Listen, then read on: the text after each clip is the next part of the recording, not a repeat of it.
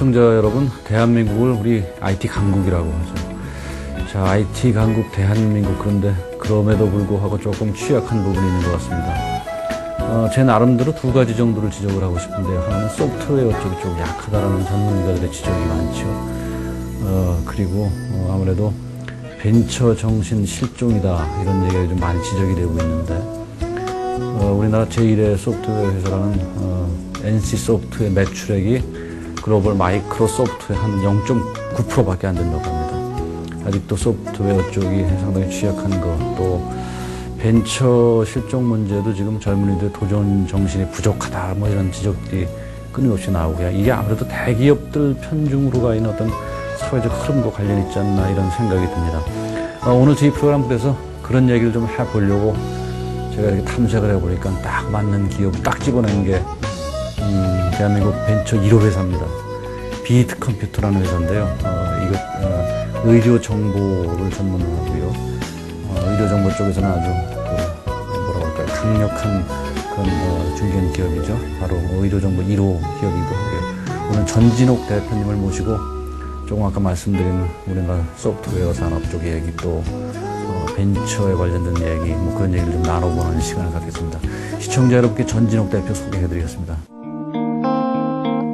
Going back to the corner where I first saw you. Gonna camp in my sleeping bag. I'm not gonna move. Got some words. 자, 전 대표님 안녕하세요. 예, 반갑습니다. 네, 반갑습니다.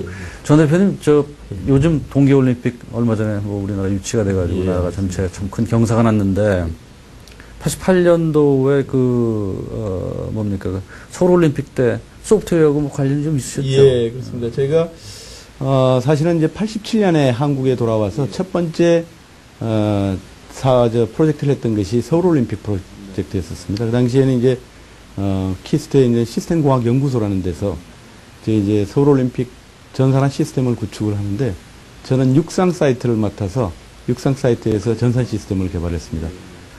그때 우리 88년 올림픽 때 소프트웨어 잘 돌아갔죠? 예, 그렇습니다. 뭐 그 당시로는 사실은 전 세계에 한국을 IT에 대한 기술력을 전 세계에다 알릴 수 있었던 좋은 기회였다고 생각합니다. 그 당시에 사실 뭐 한국 그러면 뭐 지금이야 IT로 강국이 되어 있습니다만은 그 당시만 하더라도 전 세계에서는 그렇게 알려지지 않았던 조그만 나라에서 뭐 그 전에 올림픽을 84년도에 LA에서 했었습니다. IBM이 개발을 하고 그것을 이제 한국에 팔려고 했었는데, 우리나라 사람들이 자체적으로 개발하겠다고 그렇게 젊은 사람들이 힘과 또 지혜를 모아가지고 고생을 많이 했었습니다만 큰 보람을 느꼈던. 그러게요. 아마도 그때 세계가 하드웨어적인 것보다, 경기장 뭐 이런 거보다도 과연 저 사람들이 운영을 제대로 대운영을 매끄럽게 할 수 있을까라는 거에 대한 의혹이 있었을 거예요. 근데 아주 훌륭히 치러놓은 게 결국은 소프트웨어 힘인데, 올림픽을 뭐 소프트웨어 훌륭하게 해서 올림픽을 진행을 잘한 나라에서 동계올림픽 못할 이유가 없겠죠. 그렇죠. 예. 이번에 그 동계올림픽의 소프트웨어도 출중하게 아마 운영이 되리라 그런 기대를 한번 가져. 괜찮겠죠? 예, 그렇습니다. 아마 이제까지 못 봤던 또 새로운 기술, 그리고 또 더 빨리, 더 정확하게 또 새로운 서비스가 아마 2018년에 한국에서 전 세계에 또 보여지지 않을까 이렇게 기대해 봅니다. 소프트웨어 측면에서는 그런 큰 어떤 그 페스티벌, 뭐 어떤 세계적인 그런 게 한번 있으면 또 그렇게 조금 발전될 수 있는 계기가 되나 봐요. 예, 예. 그런 것들이 이제 뭐 저희들이 1993년도 했던 엑스포, 또 이제 여수 엑스포도 이제 가까운 데 이제 하겠습니다만은, 이런 계기를 통해서 새로운 기술, 또 새로운 서비스, 미래의 모습들을 저희가 경험하고 볼 수 있고, 이런 계기를 통해서 또 국가적으로도 기술력이 한 단계 도약하고, 그로 인해서 또 산업이 창출돼서 뭐 우리나라가 더 발전하는 나라가 되지 않겠나 그렇게 기대해 봅니다. 자, 아까 오프닝에서 잠깐 시청자 여러분께 소개를 해드렸습니다만, 이 비트컴퓨터는 대한민국 벤처 1호 회사입니다. 또 의료 정보 쪽에서도 1호로 등록된 회사죠. 비트컴퓨터가 어떤 회사인지 한번 우선 전 대표께 한번 소개해 봅니다. 부탁드리겠습니다. 저희 회사는 1983년도에 말씀해 주신 대로 벤처 1호, 소프트웨어 회사 1호로 설립을 했었습니다. 그 당시란 사실 뭐 소프트웨어라는 인식 자체도 없었기 때문에 저희 회사 이름이 소프트웨어 회사입니다만은 비트컴퓨터라고, 컴퓨터라고 하면 그래도 사람들이 조금은 이해할 수 있던 그 당시에 이 인식이 아주 그 소프트웨어는 인식도 없던 그런 시절에 저희가 그 회사를 설립을 했습니다. 1983년도 설립한 이후에 저희는 오직 그 한 길, 소프트웨어 가운데서도 의료 정보로 쭉 해왔고, 물론 이제 저희가 90년도부터는 저희들이 버는 돈을 좀 사회에 환원해야 되겠다 해서 IT 인력을 양성하기 위한 비트스쿨, 비트 교육센터를 또 계속해서 지금은 거의 한 8,600명, 거의 9,000명 가까운 아주 고급 인력들을 배출해서 이 사람들이 우리나라 IT 업계에 아주 그 기술자로서 양성을 해서 활동을 하고 있습니다. 본래 업무보다 그게 더 빛이 나는 일을 하고 예, 계시네요. 뭐 국가적으로 보면 그럼요. 뭐 IT에 대한 저희가 그 의료정보에서 어떻게 보면 많은 그 기술을 개발해서 우리나라 의료정보 산업을 한 단계 도약한 것과 아울러서 많은 인재를 양성해서 IT 전체 발전에 많이 기여했다고 이렇게 생각을 하고 있습니다. 아, 예, 잘 됐다. 오늘 그러지 않아도 우리 젊은이들 취업 문제 뭐 이런 얘기 좀 이야기 좀 해야 되는데 그거 아주 딱 좋은 그 주제입니다.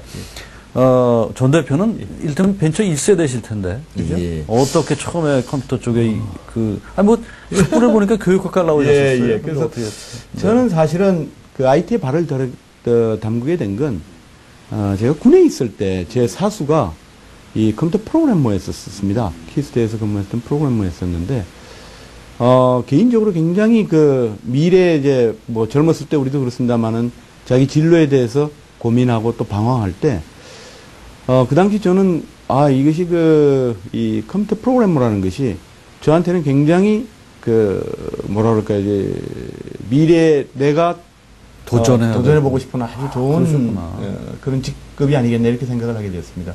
그 군대에서 그러면? 예, 군대에서 이제 뭐 그냥 그 임프레션만 받고 그래서 이제 나와서 어떻게 준비해야 될까지 군에 제대를 하고. 요즘 군대가 하도 저렇게 말썽인데 군대에서 그렇게 좋은 모티브를 잡아서 그게 일생을 그렇게 하는 경우도 있는데 참 좀 말썽인데 그러네요. 아유 재밌습니다. 군대에서 그렇게 모티브를 잡으셨구나. 예, 그렇습니다. 군대에서 저도 하여튼 군대 생활에 나름대로 뭐 여러 가지로 이제 많은 저한테 발전도 시켜줬습니다만은 인생의 진로를 결정하는 아주 중요한 계기가 되었다고 생각을 합니다. 그래서 이제 MIS 쪽을 미국에서 이제 대학에서 하지 않았기 때문에 학부 공부, 대학원 과정을 마치고 87년에 돌아와서 아까도 말씀드린 대로 서울 올림픽 프로젝트를 하게 되었고. 오셔서 그럼 바로 하신 거군요. 예. 그래서 이제 그것이 이제 저한테는 굉장히 큰 경험이었습니다. 국가적으로도 굉장히 큰 프로젝트였고, 그걸 하고 난 다음에 개인적으로도 굉장히 어떻게 보면 저한테는 자부심을 가질 수 있었던 그런 프로젝트였다고 생각을 합니다. 네. 어쨌든 군에서 그렇게 평생의 그 진로가 되는 어떤 그런 계기를 잡았다라는 게 요즘 군대 문제에서 뭐 사고가 나고 그러는데 참 재밌습니다. 네. 우리가 지금 컴퓨터라는 그 소위 터미널로지 용어 자체가 참 한 10년 전에 벤처붐이 있을 때 굉장히 얘기가 많이 나왔었는데 요즘은 가령 스마트폰이나 뭐 정보기술 쪽 얘기가 나오면서 조금 사실 컴퓨터라는 말 자체가 조금 좀 수그러들었다고 할까요? 뭐 그렇죠. 컴퓨터 업계 하면 그 당시 우리가 떠올랐던 게 아무래도 컴퓨터 조립 쪽도 많았었고요. 그다음에 이제 소프트웨어.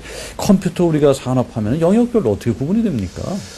예, 이제 컴퓨터 하면 굉장히 넓은 영역이라고 볼 수 있겠는데 크게 보면 기기, 컴퓨터와 뭐 요사이 말하는 휴대폰 이런 기기 시장과 하드웨어 시장과 소프트웨어 시장으로 이렇게 구분해 볼 수 있을 것 같습니다. 예, 컴퓨터에 대한 하드웨어 시장과 별개로 이제 소프트웨어 시장만 놓고 본다면 소프트웨어 시장도 분류에 따라서 좀 다르게 표현하기도 합니다만은 가장 보편적인 분류는 소프트웨어도 이 패키지 소프트웨어, 소위 말해서 우리가 말하는 마이크로소프트사에서 만드는 프로그램들이나 그 다음에 우리 패키지 문서를 작성하기 위한 이런 워드나 그다음 아래 한글 파일 이런 것들을 이제 패키지 소프트웨어라고 볼 수가 있을 것 같습니다. 그다음 두 번째는 이것은 모든 사람들한테 만들어 놓은 일종의 기성복이라고 본다면 맞춤복 형태로 우리 회사에 맞는 시스템들, 우리 회사의 업무 프로세스가 있는데 이것을 내가 우리 회사의 그 업무에 맞도록 맞춰주는 형태, 소위 말해서 시스템 인테그레이션 이런 쪽에 소프트웨어들이 있다고 봅니다. 뭐 예를 들면 삼성전자에서 운영하는 여러 가지 그 업무들을 업무를 효율화하고 자동화하고 하는 이런 프로그램들은 이제 그 SI 사업이라 이렇게 그 소프트웨어 중에서 이렇게 분류할 수 있고 네. 세 번째는 이 모든 기기에 들어가는 소프트웨어들 자동차나 또는 뭐 휴대폰에도 굉장히 많은 소프트웨어 들어가지 않습니까? 그건 이제 내장형 소프트웨어다, 인베디드 소프트웨어다 이렇게 해서 크게 보면 패키지 소프트웨어, 그 다음에 인베디드 소프트웨어, 그 다음에 SI 형태의 완전히 그 이 맞춤형 형태로 이게 서비스 형태로 만들어드리는 그런 소프트웨어로 구분할 수 있을 것 같습니다. 그렇군요. 얼마 전에 그 인도가 소프트웨어 전문 뭐 아주 그 소프트웨어 강국이죠. 인도의 어떤 그 학자가 와서 한국의 그 소위 그 인베디드 소프트웨어에 대해서 권고, 한국이 그거 하면 잘할 거라고 뭐 그런 얘기를 한번 하는 게 들었는데 그 인베디드가 그런 개념이군요. 그렇죠. 네, 예, 네. 특히 이제 중요한 것은 한국이 지금 기존에 보면 중공업 시장에서 굉장히 그 세계에서 아주 두각을 나타낸 그런 기업들이 많이 있지 않습니까? 그런데 중후 장대 기업이죠. 예. 그런데 이제 이게 앞으로는 경쟁력이라는 것이 하드웨어 시장만 가지고는 절대로 경쟁력을 할 수가 없습니다. 그러니까 그 시장의 부가가치를 높일 수 있는 소프트웨어와 융합이 되었었을 때 미래의 굉장히 파괴력이 클 거라고 생각을 합니다. 예. 사실 그 스마트폰을 예를 들어 보면 과거에 삼성전자가 애플이라는 컴퓨터 회사가 스마트폰을 들고 이 휴대폰 시장에 들어올 것이라고 생각해 본 사람이 아무도 없었습니다. 그것이 이제 기존의 휴대폰에다가 소프트웨어를 접목한 스마트폰이 시장에 파괴력을 더하듯이 앞으로는 아마 자동차뿐만이 아니고 모든 산업에서 심지어는 운동화에도 여기에다가 이제 그 자기의 운동량을 측정해 가지고 모니터링을 한다든가 뭐 이런 것까지 포함하면 앞으로 미래 시장은 기존에 있는 굴뚝 산업과 어떻게 IT를 잘 접목해 가지고 융합을 통해서 부가가치를 높일 수 있는가. 이것이 아마 앞으로 시장의 그 경쟁력의 원동력이 아닐까 이렇게 생각합니다. 그렇죠. 제가 오프닝에도 잠깐 그런 말씀 드렸지만 사실 뭐 저는 주워 들은 소리고요. 소프트웨어가 약하다라는, 우리 좀 취약하다라는 저희 프로그램에서 먼저 그 이단영 교수라고 아시죠? 예. 저 시스템공학부. 예, 제가 사실은 뭐 개인적으로 옛날에 그 모시고 또 같이 일을 해서 잘. 그렇죠. 아주 훌륭하신 분이죠. 그 이단영 교수님 모시고 한번 인터뷰를 했었는데, 그분도 아무튼 그 우리 한국 소프트웨어가 아직 그 너무나 그 IT 전반에 비해서 상대적으로 소프트웨어 쪽이 떨어진다라는 말씀을 하시면서 안타까워 하셨어요. 우리나라 전 대표가 보시는, 우리나라의 소프트웨어 경쟁력이라고 할까요? 예. 그거를 조금 느끼신 대로 말씀해 주시죠. 사실 우리나라가 그 지금 뭐 IT 강국이다 합니다만은 전 세계 수출하는 물량을 본다면 70%가 3대 품목에 의해서 이루어지고 있습니다. 그것이 뭐냐면 휴대폰, 반도체, 디스플레이입니다. 거기에 비해서 소프트웨어는 경쟁이 굉장히 약합니다. 그러면 이렇게 중요하고 미래에 이렇게 하는데 왜 우리나라의 소프트웨어 경쟁력이 굉장히 전 세계 특히 IT의 타 분야부에서 왜 약할 것인가. 이걸 이제 많은 또 그 분석도 해보고 나름대로 이제 저희 업종에 종사하는 사람들하고도 이야기를 나눠봅니다만은 몇 가지 이유가 있을 겁니다. 뭐 제가 생각하는 첫 번째 이유는 우리나라 사람들이 뛰어나서 그런지 이 소프트웨어에 대한 가치에 대한 인식이 굉장히 낮습니다. 우리 예를 들면 뭐 소프트웨어를 구매를 할 때 하드웨어에 끼워줘서 사는 것이지 소프트웨어를 돈 주고 산다라는 이런 생각에 대해서 그렇게 그 보편화되어 있지는 않습니다. 그러다 보니까 이 소프트웨어를 팔아가지고 그걸로 해서 돈을 버는 회사들이 자꾸 나와야 되는데 그게 이 선순환의 구조에서 그게 이루어지지 않다 보니까 뭐 돈 버는 회사가 나오질 않고 또 그러다 보니까 거기에 사람들이 몰리지 않고 재투자가 이루어지기 어렵고 이러다 보니까 소프트웨어 산업 전체적으로 좀 그 구조적으로 굉장히 열악한 그런 환경이다 이렇게 생각을 합니다.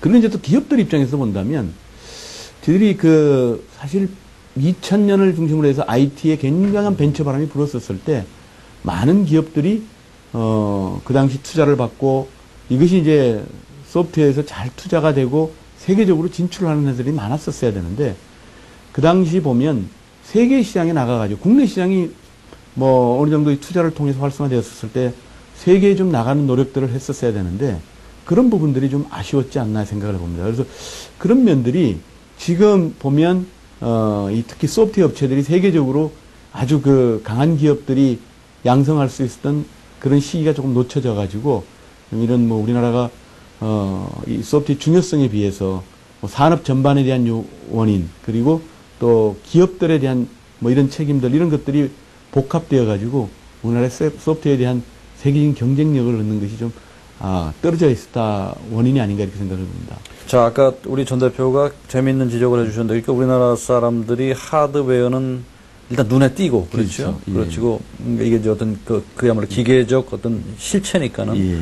소프트웨어는 이건 대충 보조를 운영하는 체제이기 때문에 그냥 돈 안 주고 좀 써도 된다라는 이런 그런 일반적인 보편적 의식 같은 거 그런 것들이 소프트웨어 발전을 저해했다.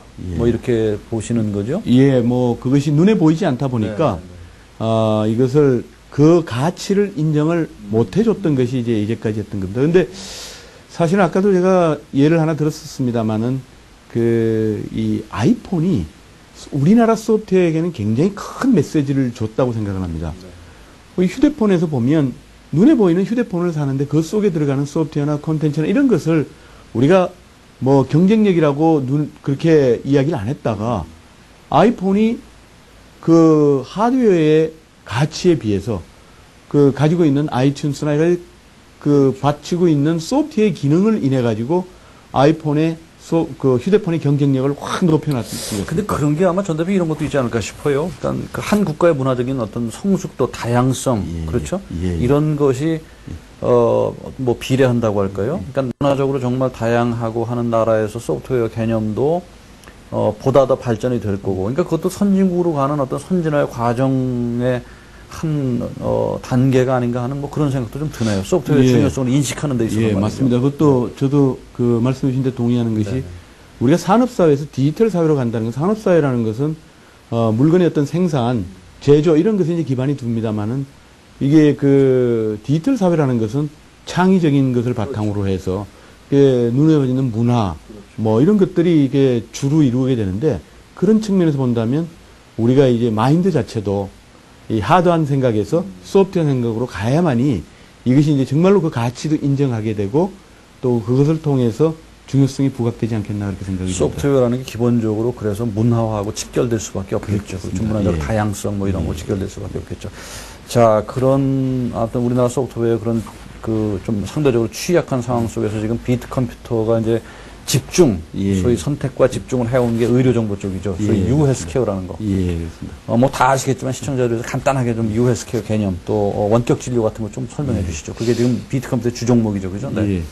지금 유헬스라고 하면 우리가 언제 어디서나 의료 서비스를 받을 수 있는 이런 환경이라고 생각하시면 되겠습니다.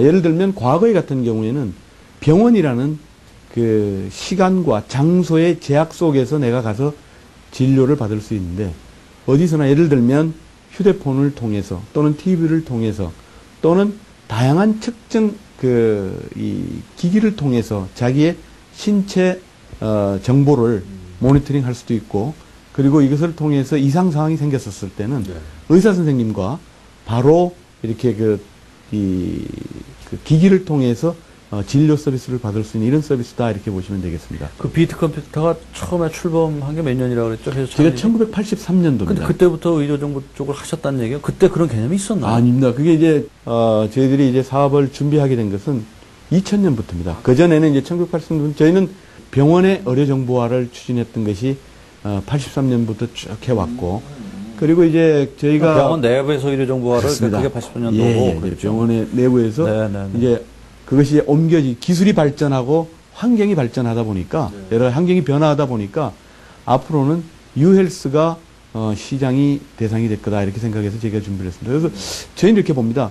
이제까지는 저희 고객이 병원이겠지만 미래에는 개인이 저희 고객이 될 거라고 생각을 합니다. 그것이 무슨 이야기냐면 개인이 가지고 있는 결국은 병원이라는 것은 개인의 여러 가지 이상 사항이나 질병이 발생했었을 때 고쳐주는 데인데 일상생활 속에서 그러한 서비스를 받을 수 있도록 한다면은 항상 이 24시간 우리의 건강 상태를 관찰하고 이상이 생겼었을 때는 개인에게 진료 서비스를 제공할 수 있는 형태라고 본다면 의사 선생님을 중심으로 한 병원에서 이제 개인으로 옮겨가는 것이 미래의 저희들 서비스 대상이 변해가지 않을까. 이제 앞으로 의료 체계는 소위 병원 중심이었던 공급자 체계에서 그렇죠. 맞습니다. 예. 환자 유지 맞습니다. 수요자 체계로 바뀐다라는 예, 게 그 의미죠, 정확히. 예, 그죠? 그렇습니다. 공급자에서 수요자 체계로 바뀐다라는 게 그것도 굉장히 그러니까 하드웨어적 시스템 또 소프트웨어의 그런 어떤 툴의 변화가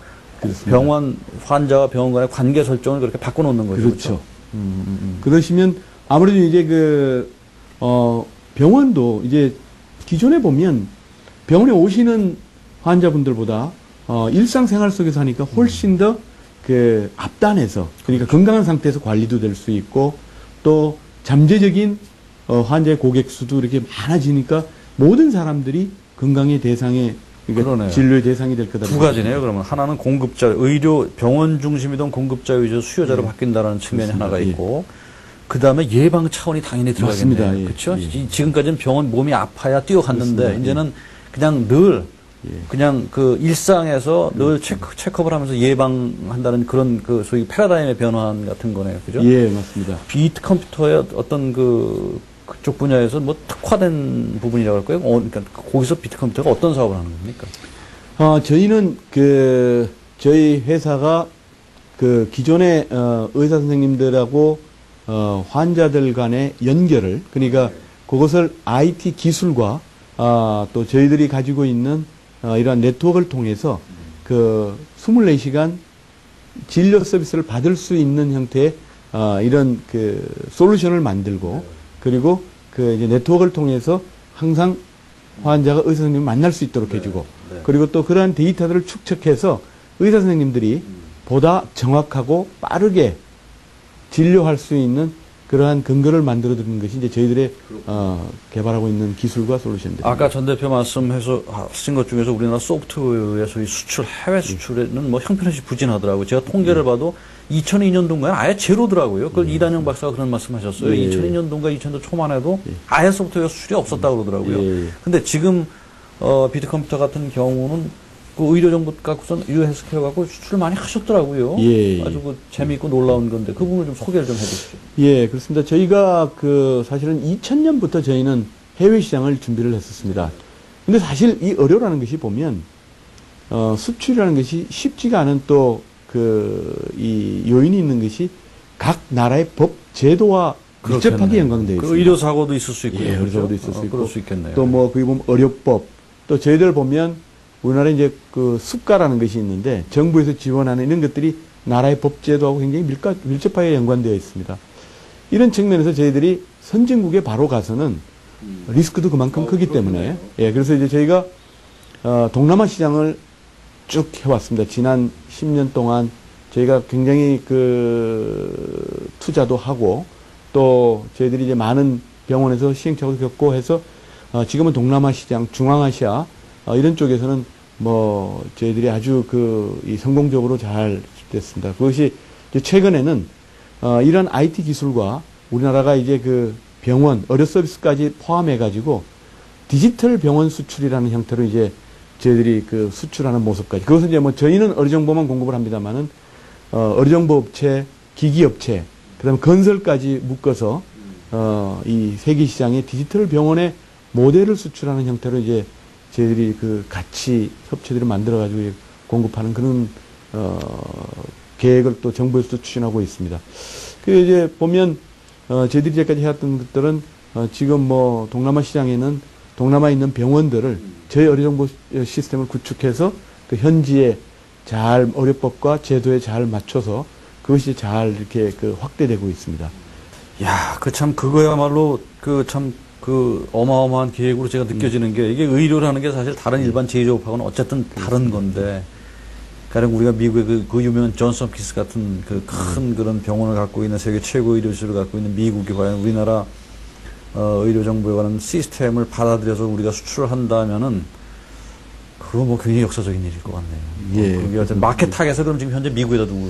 예, 그렇습니다. 아무래도 모든 IT에 어떻게 보면 세계 시장에서 가장 또 크고 또 가장 경쟁력이 있는 시장이기 때문에 미국 시장에서 인정을 받아야지 전 세계 시장에 진출할 수 있을 거라고 생각을 해서 저희가 오랫동안 준비한 것은 미국 시장이 궁극적인 목표라고 생각했는데 조금씩 저희들이 이제 미국 시장을 파고 들어가고 있는 중이라고 네. 보시면 되겠습니다. US 케어가 지금 그 유럽에서도 보편화가 됐습니까? 어떻습니까? 예, 이제 US 케어 같은 경우는 이것은 국내에서도 좀 반대하는 이유 중에 하나가 예를 들면 이것이 대면 진료에 비해서 이게 그렇죠. 진료의 퀄리티를 보장할 수 그런 있겠느냐. 면이 의료사고에 대한 있죠. 책임이 누가 질 거냐. 이렇게 생각을 하고, 사실 이제 찬반 논란이 여러 가지 이유 중에 많은 이유가 있습니다. 근데 저는 이렇게 생각을 합니다. 이게 원격 진료라는 것이 대체제가 아니다. 다시 말해서 대면 진료의 대체제가 아니고 보완제라고 생각을 합니다.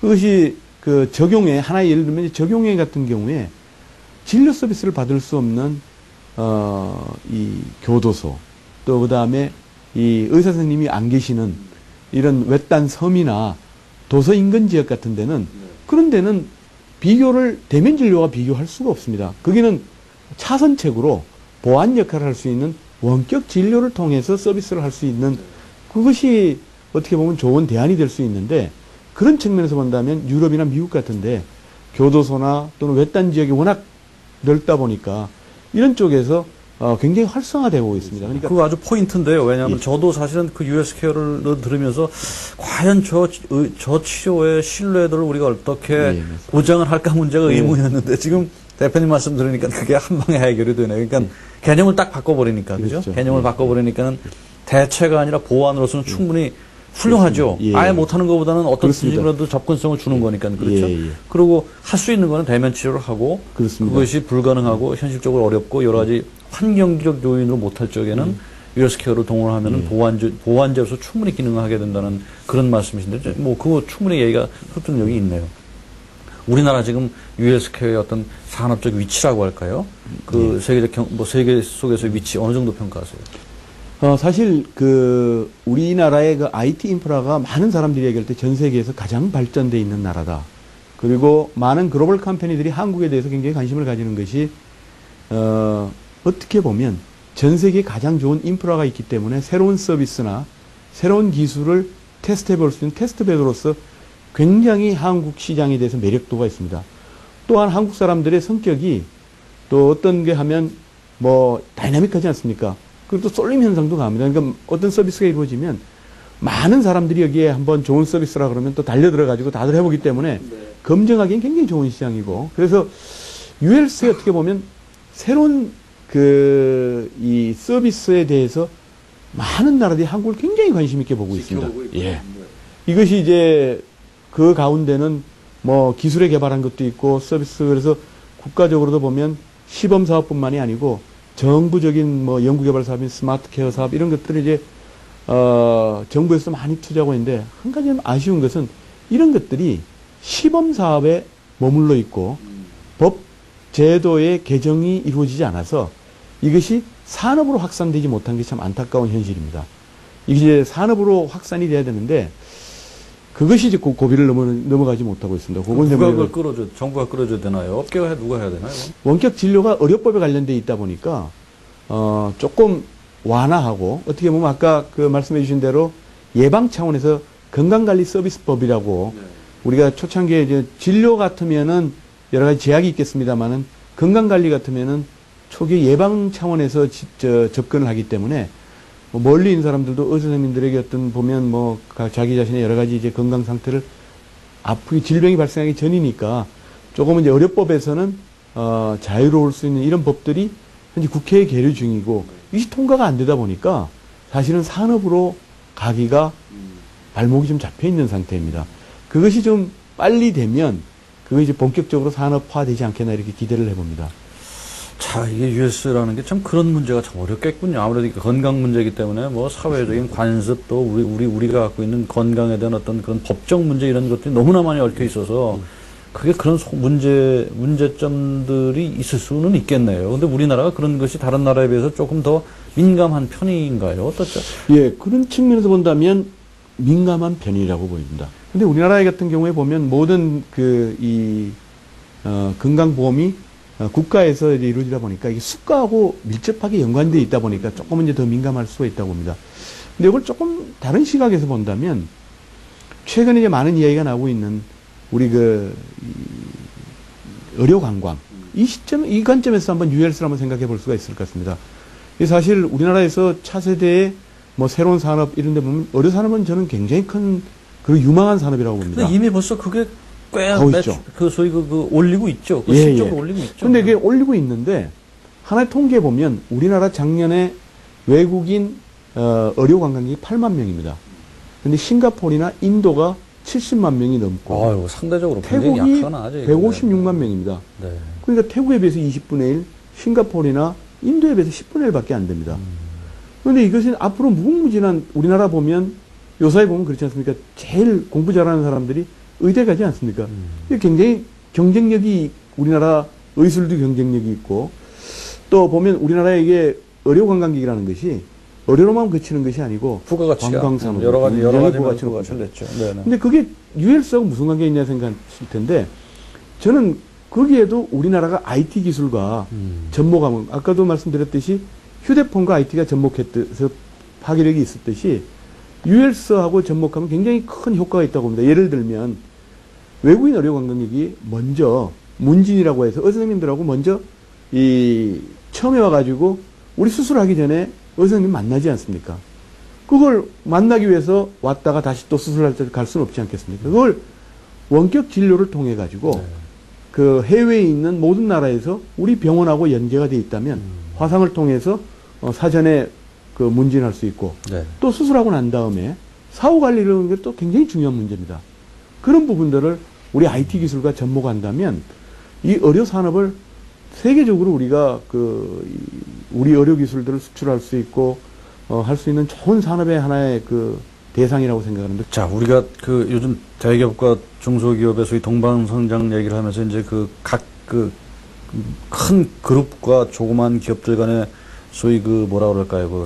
영역 문제를 많이 얘기하는데, 자, US케어도 대기업들이 기웃기웃대지 않을 리가 없을 거란 말이에요, 당연히. 예, 예. 또 그럴 수도 있는 분야고. 예, 그렇습니다. 어떻게 생각하세요? 많은 사람들이 이제 그런 이야기를 합니다. 중소기업들이 초기에 이제 시장이 만들어지면 어느 정도 시장의 규모가 만들어지면 이제 대기업들이 자금력, 조직력, 영업력을 가지고 이제 시장에 들어온다 이렇게 생각하는데 맞는 말입니다. 근데 저는 긍정적으로 생각을 하고 있습니다. 그것이 사실은 대기업의 역할 가운데 이 시장의 파이를 키우는 것은 중소기업이 쉽게 할 수 있는 것이 아닙니다. 특히 ULS 같은 경우도 이 인프라가 깔려져야 되는데 그 초기 투자를 중소기업에서 감당하기가 참 어렵습니다. 그래서 제가 생각했을 때는 뭐 요만한 파이에서 우리가 30% 시장이 점유를 해봤자 우리한테 돌아오는 몫이라는 것은 얼마 안 되지만 시장의 파이가 10배 커지면 15%만 먹더라도 굉장히 큰 파이라고 생각을 합니다. 저는 그런 측면에서 본다면 대기업이 들어오는 것은 긍정적이고 또 한편으로 본다면 이제 ULS가 앞으로 이제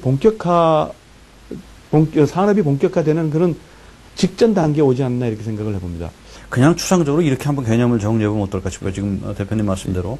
구조를, 시장을, 전체적인 구조를 닦아놓는 건 대기업이 하고, 그렇죠? 예. 그런 구조 프레임을 만들어 놓고, 이제 그렇다 보면은 곳곳에서 소위 니치 포인트들이 있을 거란 말이에요. 그죠? 그런 거를 중소기업들이 들어가가지고, 예. 그런 부분에 대해서 파시할리 이렇게 부분적으로 일을 하고, 예. 전체 시장 처음에 인프라를 깔아놓고, 어떤 스트럭처를 만들어 놓는 거는 대기업이 가서 하고, 뭐 그렇게 정리가 예, 되나요? 좀 좋습니다. 네, 뭐, 네. 저희가, 우리 자동차나 또 반도체 이런 시장에서 사실 기반 시설을 중소기업이 할 수 없듯이 그런 것에 대해서 하고 그 나름대로 중소기업도 다 할 수 없기 때문에 특화된 부분에서 전문성을 가지고 있다면 분명히 상생할 수 있는 모습을 만들 수 있을 거라고 어쨌든 생각합니다. 전 대표의 기본적인 생각은 대기업이 들어오는데 원칙적으로 또 반대할 이유가 없다라는 예, 거죠. 저는 그렇게 생각합니다. 오케이, 알겠습니다. 자, 앞으로 지금 하여튼 IT 기술, 의료 기술, 뭐 US 뭐 정신없이 빨라지고 있는데 예. 앞으로 미래 의료 서비스 어떤 모습일까요? 글쎄요, 아까도 이제 말씀을 우리 정리를 해 주신 대로 미래 의료 서비스는 지금 병원의 중심에서 이제 개인으로 그러니까 공급자 중심에서 분명히 사용자 이런 중심으로 가고 그 다음에 또 치료 중심에서 예방 중심으로 갈 거다 이렇게 생각을 합니다. 그런 측면에서 또 본다면 지금 보편화되어 있는 것들이 개인화 형태의 서비스가 많이 이루어집니다. 예를 들면 우리가 아스피린 하나 먹더라도 이것이 맞춤 형태의 약품이 만들어지기도 하고 이런 것들이 이제 앞으로 그 진료 서비스가 그 개인화, 그 다음에 또 예방, 그 다음에 수요자 중심 이런 쪽으로 좀 옮겨갈 거라고 생각하는데 그 중심에는 저는 이런 것들을 기본적으로 의사 선생님들과 개인과를 연결하고 또는 데이터를 모아서 분석하고 개인 형태에 맞춤 형태로 서비스를 하는 것이 어떻게 보면 IT 기술을 잘 접목을 한다면 그런 서비스들이 가능하지 않겠나 생각합니다. 이제 그 벤처 정신 좀 얘기 좀 해야 될 것 같아요. 이거 많은 전문가들이 지적하는 대한민국 IT의 문제이기도 한데, 자, 벤처 정신이 실종됐다라는 지적을 안철수 우리 서울대 융합대학원장인가요? 이번에 새로 되셨죠? 예. 안철수 선생님께서도 말씀을 많이 하셨고, 많은 분들이 말씀을 하세요. 우리 벤처 1세대인 전 대표가 보는 대한민국 오늘 벤처 젊은 사람들의 정신 어떻게 보시는지?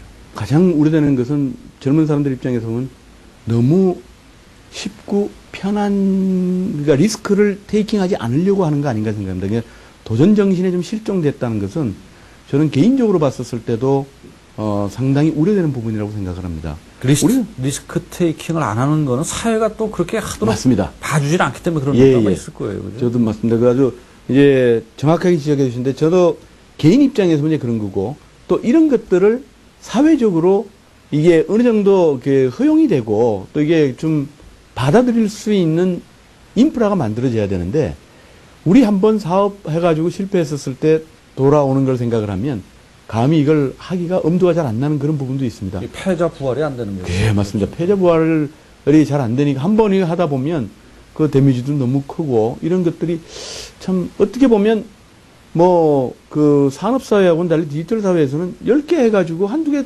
서면 그 돌아오는 기대치가 굉장히 크지 않습니까?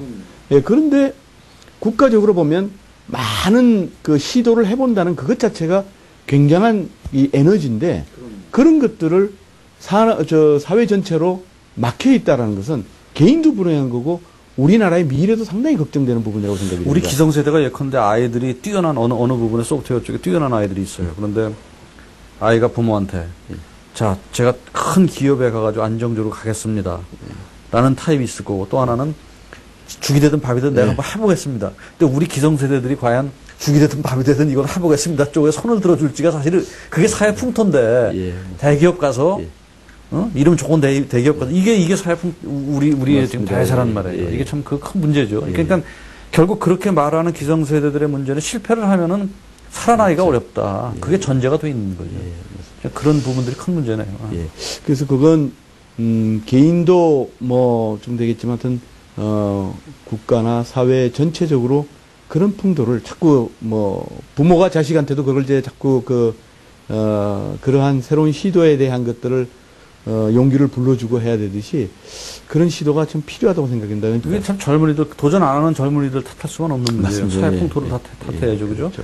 그 우리가 흔히 퍼스트 무버라 그러나요? 처음에 이렇게 끌고 가는 창조적 그걸 퍼스트 무버라 그러죠. 그 용어가 맞나요? 예, 그다음에 그렇습니다. 뒤따라가서 빨리 following fast following 예. 그렇게 얘기를 하죠. 예. 우리 지금까지 기술과학이라는 게 사실은 퍼스트 무버 쪽보다는 패스트 팔로잉 쪽이 가까웠었죠. 그거 예. 바꿔야 될 텐데. 예, 예. 벤처 그게- 정신이 그런 걸 텐데요. 그렇습니다. 그죠? 그게 이제 보면 이것이 과거 어떤 면에서는 산업사에서는 그게 이야기가 될 수 있습니다. 왜냐하면 퍼스트 무브 같은 경우는 시행착오를 보고 그걸 투자도 해야 되는 것도 많이 들어가야 되기 때문에 그러면 디지털 사회에서는 퍼스트 무브를 통해 가지고 초기에 얻는 그 파이가 너무 큽니다. 그리고 후자가 그걸 얻기에는 저기 있는 게 아이디어를 가지고 하는 거고 브랜드가 만들어져서 두 번째 들어왔었을 때는 그걸 얻는다는 것이 쉽지가 않습니다. 그래서 그런 측면에서 본다면 아주 지금이 벤처 정신, 모험 정신 이런 것들이 정말로 필요한 그런 때가 아닌가 생각을 해봅니다. 자, 어쨌든 전 대표님 지금 우리 현안 앞에 닥친 문제가 청년 실업난인데 기업은 사람이 없다 그러고 또 한쪽에서는 구직난이고 그렇죠? 취업난이고 이거 어떻게 보세요? 취업 희망자들은 뭐 취업난이라 그러고 근데 실질적으로 보면 중소기업에서는 구인난입니다.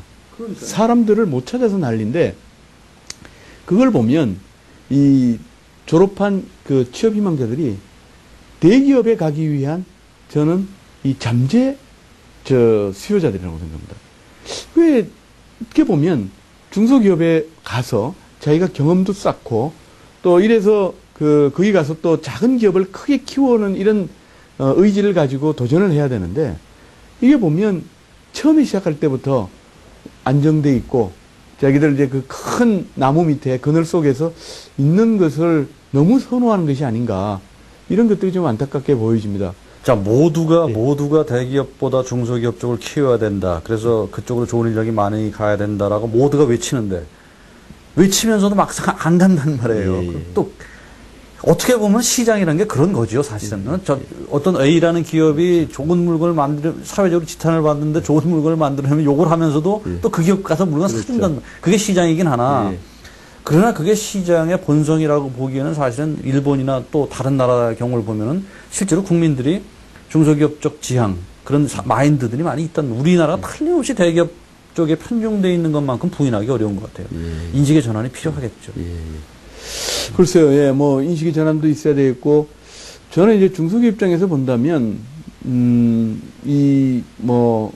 아마 이 대학생들도 굉장히 그 취업 희망 사람도 보는 나름대로 자기보다 누구보다 정확하게 보지 않겠습니까? 자기가 이제 나름대로 기준이 있기 때문에 그것을 하는데, 이게 일단 인식 자체가, 아까 뭐 사회 전체에 대한 인식의 전환이 필요하다고 말씀을 해주셨는데, 보수 문제도 그렇고, 그 다음에 또 뭐 이 사람들이 보면 장가 가야 되는데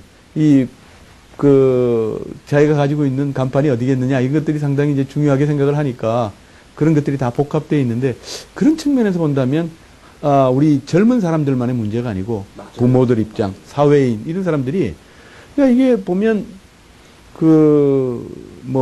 받는 보수에 대한 인식 그 다음에 뭐 직장을 갖는 때도 우리 어떤 광고 카페에 보니까 작은 데 들어가서 크게 키우라라는 이런 카페도 있듯이 보면 그런 것들을 좀 용기를 북돋워 주고 맞아요. 예, 그런 것들을 자꾸 국가적으로 또 사회적으로 이런 것들을 좀 만들어 나가야 될 필요가 있다고 차라리 생각합니다. 제가 보기에는 보수 문제를 따지는 건 현실적인 문제이기 때문에 차라리 그건 저는 납득할 수 있을 것 같아요. 그런데 내 사위는 꼭 대그룹 출신이어야 된다. 이런 게 이제 나는 문제라고 보는 거죠. 그러니까 차라리 현실적으로 돈 차이가 나고 그러는 거는 그거는 정말 현실의 문제니까 그래. 돈 많이 주는 기업에 가고 식백분하라고 이해를 해도 사회 전체가 대기업 나온 사람만이 근사하다고 생각을 하고 똑같은 조건이라도 대기업에 가야 된다라는 인식 같은 거 그게 기성세대로부터 그 문제는 사실 사회 전체 풍토에 있는 거지만은 참 그런 것이 참 고쳐져야지 진짜 일반의 어떤 그런 컨센서스가 살아나야지 중소기업이 우리나라도 기반부터 좀 잘 올라올 텐데 그런 안타까움이 있네요. 전 대표께서 보시는 국가 경쟁력 확보를 위해서 IT 인재 양성을 해야 되겠죠? 국가 기업 대학이 각각 어떤 역할을 해야 될까요?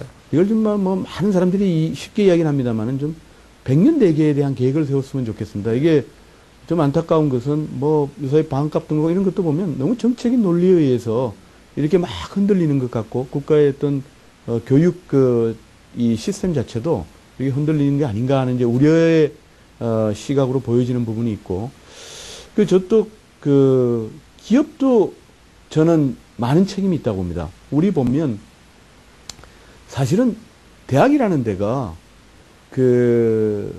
문제를 해결 능력을 가르쳐 주는 이런 장소지 기업에서 요구하는 것은 뭐냐면 대학에서 바로 쓸 사람들을 교육시켜 가지고 왜 안 지어주냐 이런 것을 요구를 하는데 사실은 대학이 그런 직업 양성소가 아니지 않습니까? 그런 측면에서 본다면 기업들도 특히 이제 대기업 같은 경우는 그렇게 끄는가 아니면은 트레이닝을 자기들이 해야 될 역할을 트레이닝한 중소기업에서 데려간다든가 이런 것들을 통해 가지고 이제 하는데 좀 길게 보고 인력이라는 것을 자산이라는 측면에서 봐서 키워야 되는 노력들을 해줘야 되는데 대학에 모든 걸 맡겨가지고 왜 우리 당장 쓸 사람들을 왜 대학의 역할을 못하고 있냐 이런 이야기를 하는 건 전 기업에도 많은 책임이 있다고 봅니다. 비트컴퓨터가 이 인터뷰 초반에 대표님 말씀하신 게 몇 명 인재를 길러냈다고 지금 8,600 거의 9,000명 가까이 이제 아이고 대단하시네. 예. 네. 그래서 저희는 사실 이제 인재 양성이 출발하게 된 배경이 보니까 대학에서 했었던 본연의 기능이 있고 기업에서 IT에 대한 인력의 수요가 있습니다. 그런데 이것이 미스매치가 됩니다. 예.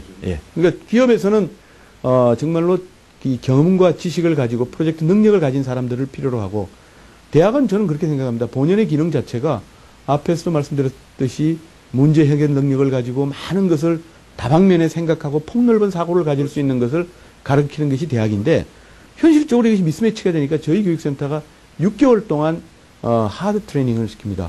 그러니까 IT의 전문 지식을 대학의 어떤 면에서 보면은 그 전공자들이 저희 교육센터에 들어와서 거의 6개월 아침 8시부터 밤 10시까지 훈련을 받습니다. 그러면 뭐 서로 기업에서 데려가려고 그러죠. 자, 어쨌든 공대를 기피한다라는 것이 주는 상징성, 그렇죠. 네. 그게 오늘 처해있는 대한민국 현 그 IT 그 인력에 관련된 상황인데, 앞으로 그 전 대표님 이제 비트 컴퓨터가 지금 여러 가지 인력 키워온 얘기도 해 주셨고, 또 US 케어 쪽 그 사업 비전을 얘기해 주셨습니다. 앞으로 회사를 어떻게 키우고 싶으신지? 예, 저희는 그 어류정보로 지난 그 28년 동안 한국에서, 그리고 동남아, 그리고 미국 시장 이렇게 이제 진출을 해왔습니다. 저희가 헬스케어 시장은 저희 뭐 모든 사람들이 생각합니다만은 앞으로 무궁무진한 성장 가능성이 높은 시장이라고 봅니다.